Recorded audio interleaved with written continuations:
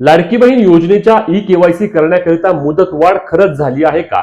अनेक लाडक्या बहिणी प्रश्न विचारत आहेत, कारण विविध माध्यमांद्वारे किंवा पेजेसवरती अनेक लाडक्या बहिणींनी या संदर्भात पोस्ट पाहिलं की लाडकी बहीण योजनेची ई केवायसी करण्याकरिता मुदत वाढ झाली आहे.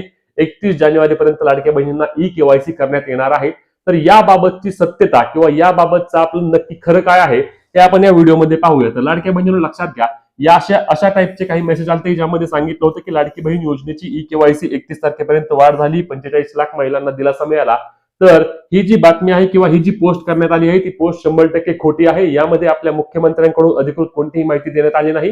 हे त्यांचं स्वतःचं ऑफिशियल अकाउंट देखील नाही. हे जे पेज असतात, फेसबुक पेज असतात, इंस्टाग्राम पेज असतात, त्या पेजेसवरती अशी एक पोस्ट टाकण्यात आली होती. परंतु या किंवा अशा कुठल्याही पोस्टचा काही संबंध नाही. 31 डिसेंबर रोजी लाडकी बहीण योजनेची ई केवायसी बंद करण्यात आली आहे आणि त्यानंतर अद्याप तरी ई केवायसी बाबत कोणताही निर्णय सरकारच्या वतीने घेतला गेला नाही. खरं तर लाडकी बहीण योजनेची ई केवायसी करण्याकरता एक मुदत वाढ मिळावी म्हणून आम्ही वारंवार मागणी करत आहोत.